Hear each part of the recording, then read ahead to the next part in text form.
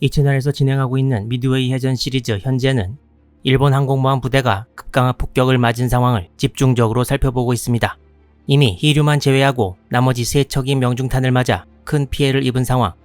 하지만 미군 데버스테이터 뇌격기들은 많은 수가 격추되면서 명중탄을 하나도 못 냈고, 그것은 일본 항모들이 수면 아래에 구멍이 나는 등의 피해는 없다는 뜻이었습니다.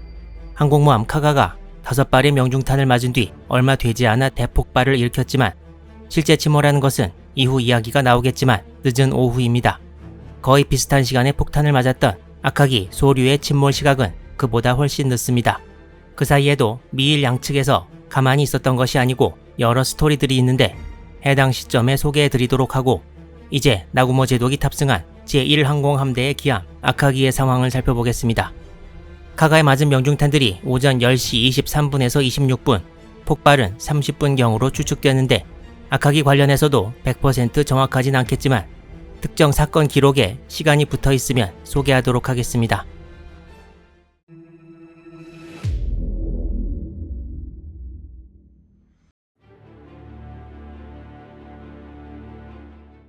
기함 아카기에는 2발의 지근탄과 1발의 명중탄이 떨어졌는데, 이 중 후미에 떨어졌던 지근탄과 명중탄이 각각 큰 피해를 주게 됩니다.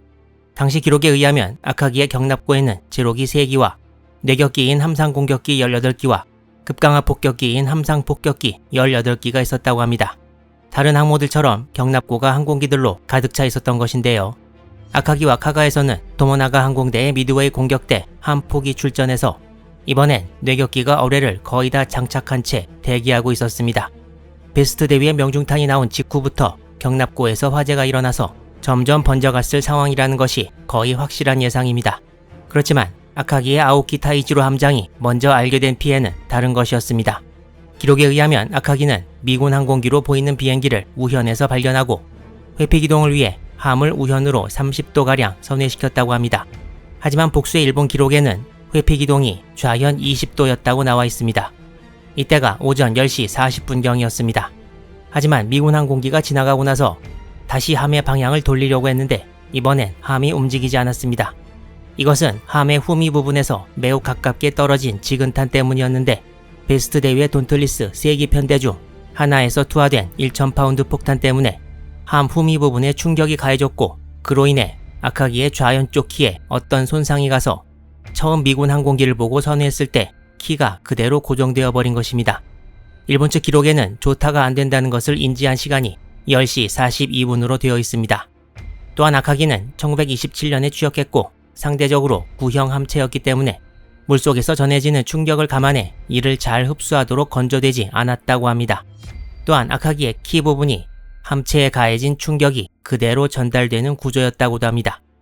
같은 시각인 10시 42분 아오키 함장이 엔진 정지를 명하고 아카기는 멈춰버렸는데, 조타 불능으로 인한 조치인지 경납고 화재가 커져서 그 영향인지는 불확실합니다. 키를 고치라고 명령을 받은 복구반이 분명히 이쪽으로 보내져서 수리를 시작했겠지만 단시간 안에 고정되어 버린 키를 움직이게 만드는 데는 실패했습니다.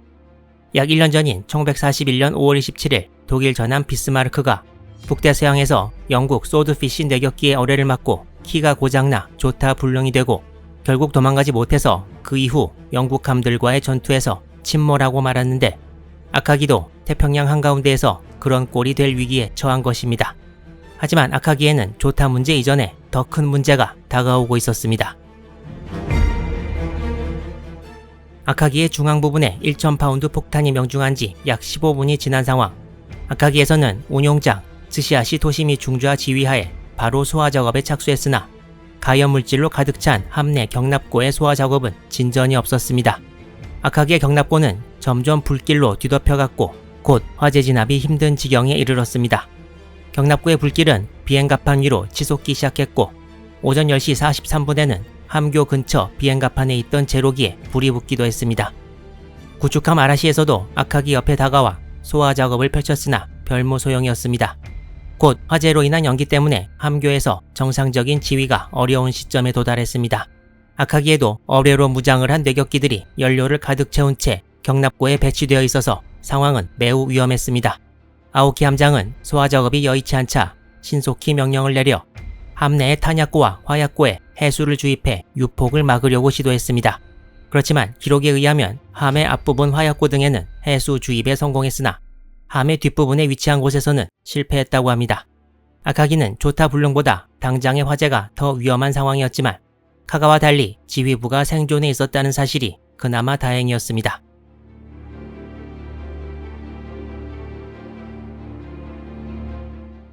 베스트 대위의 1,000파운드 폭탄을 맞은 지 오래 지나지 않았는데도 아카기의 상황은 걷잡을 수 없이 악화되어 갔습니다.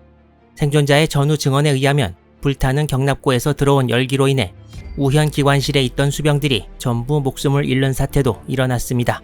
또한 아카기 함교 앞부분 유리창이 큰 소리와 함께 깨지고 연기가 밀려 들어왔습니다. 당시 아카기 부장이었던 스즈키 타다요시 중좌가 비행갑판의 소화 작업을 지휘했는데 경납고에서 이미 진화 작업을 하고 있어서 갑판의 소화 호스에 수압이 충분치 않았고 결국 갑판 화재를 제대로 잡을 수 없는 지경이었습니다. 일본 함대는 이렇게 전체 함에 큰 화재가 번지는 등의 위기 상황에 대응해 화재 진압이나 피해 복구 훈련을 해본 적이 없었습니다.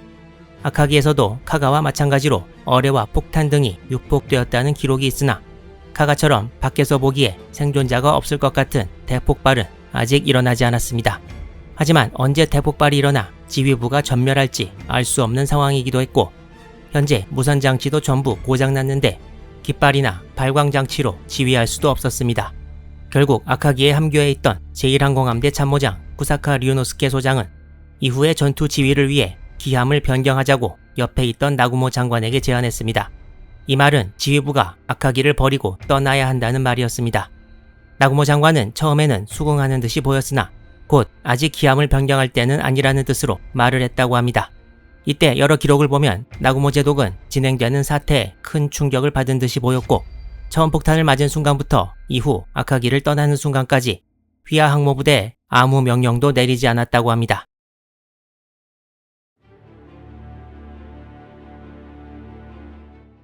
당시 아카기 함교에서 나구모 장관과 쿠사카 참모장의 대화를 들은 사람이 있었는데 스기야마 세키라는 이름의 주계 중이었고 방공지휘소에서 전투 기록을 작성하다 사태가 심상치 않자 함교로 내려왔다고 합니다. 당시 쿠사카 참모장이 나구모 장관에게 기함 변경을 설득하는 중이었는데 나구모 장관의 표정은 마치 죽음을 각오한 사람처럼 보였다고 합니다. 나구모 장관은 이때쯤이면 거의 틀림없이 카가의 대폭발을 목격했을 것이고 소류가 폭격을 받아 이제 남은 항모는 히류밖에 없다는 것을 알고 있었을 것입니다. 승산이 희박하다는 것도 알았을 것이고 패장으로 돌아가기를 원하지 않았을 것입니다. 쿠사카 참모장은 이때 나구모가 항모 아카기만의 지휘관이 아니라 전체 함대의 지휘관이고 계속 전투를 이어나가야 된다는 뜻으로 설득을 했고 아카기의 아오키 함장도 나구모가 퇴함해서 계속 함대를 지휘해야 한다고 말했습니다. 또한 당시 아카기의 항해장이 미우라 요시시로 소자였는데 미우라 항해장도 아카기의 원수를 갚아달라는 말을 하면서 퇴함을 종용했습니다. 결국 나구모 장관도 이에 응해 기함을 옮기기로 즉 아카기에서 퇴함하기로 합니다. 당시 나구모의 퇴함을 적극 주장했던 쿠사카 참모장은 아직 나구모가 주저하면서 결정을 내리지 못하고 있을 때 나구모의 결단이 내려지기도 전에 아카기에 가까이 있던 구축함 노아키에 기함 변경 수속을 실시할 것을 먼저 명령했다고 합니다. 쿠사카는 이후에도 전장에서 쓸데없이 죽는 것은 극구 피하는 행동을 보여줍니다. 우여곡절 끝에 나구모 제독은 이제 아카기를 떠나게 되었지만 당시 상황은 퇴함하려고 마음을 먹어도 쉽게 할 수 있는 것이 아니었습니다.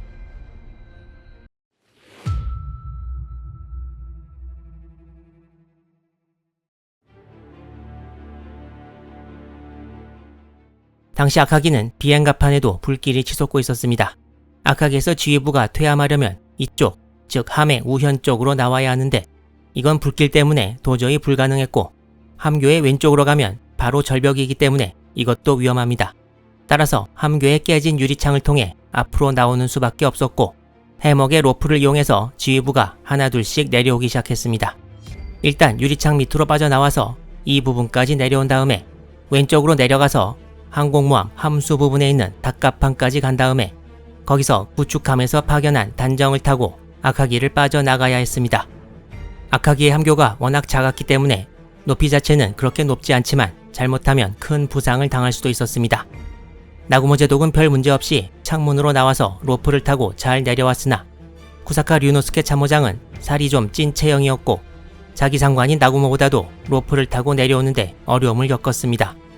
쿠사카는 중간쯤 내려오다 로프가 손에서 미끄러져 그대로 떨어져 버렸고 그 때문에 양쪽 발목을 심하게 삐고 신발 한 짝도 어디론가 날아가 버렸습니다. 당시 함에서 계속 폭발이 일어나면서 파편이 탈출하는 지휘부 머리 위로 날아다녔고 쿠사카는 긴장 상태여서 발목에 부상을 당한 것을 알아차리지 못했습니다. 쿠사카는 멀리서 신발을 찾았으나 내려온 막료 중 하나가 빨리 오라고 손짓을 했고 결국 신발을 포기하고 다른 사람들을 향해 아카기의 닭갑판으로 뛰어갔습니다. 쿠사카는 화재로 인해 뜨거워진 함체를 통과하면서 발에 화상을 입기도 했습니다.